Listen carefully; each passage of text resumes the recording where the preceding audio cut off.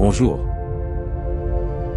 Le Soleil est une étoile, plus précisément une étoile de type naine jaune de séquence principale. Cela signifie qu'il s'agit d'une boule de gaz chaud et lumineux qui produit de l'énergie par fusion nucléaire dans son noyau. Sa masse est d'environ 1,989 x 1030 kg, ce qui en fait environ 333 000 fois plus massif que la Terre. Le Soleil est composé principalement d'hydrogène et d'hélium, avec des traces d'autres éléments.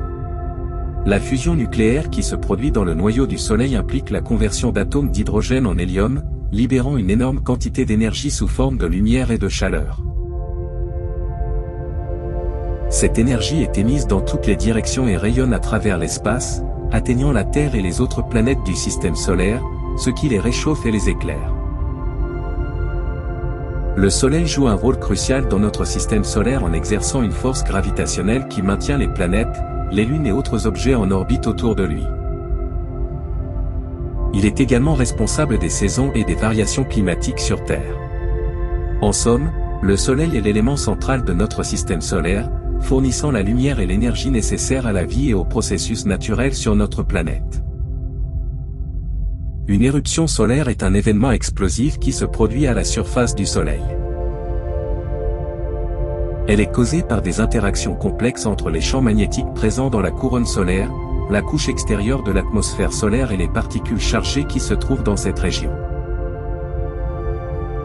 Ces éruptions peuvent libérer d'énormes quantités d'énergie sous forme de lumière, de chaleur et de particules à haute énergie. Il existe principalement deux types d'éruptions solaires, les éruptions solaires de classe C et M, qui sont relativement petites, et les éruptions solaires de classe X, qui sont les plus puissantes et peuvent avoir des effets significatifs sur la Terre. Lorsque des éruptions solaires se produisent, elles peuvent entraîner l'éjection de matériel solaire dans l'espace, créant ce que l'on appelle une éjection de masse coronale, EMC. Ces EMC sont des nuages de particules chargées, principalement des protons et des électrons, qui sont projetés à grande vitesse depuis le Soleil.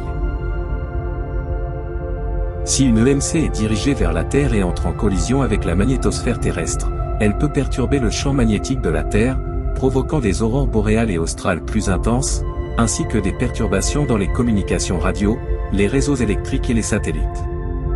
Les éruptions solaires et les EMC sont surveillées de près par les agences spatiales et les observatoires solaires à travers le monde afin de mieux comprendre leur impact potentiel sur la Terre et sur les systèmes technologiques qui dépendent des signaux électromagnétiques.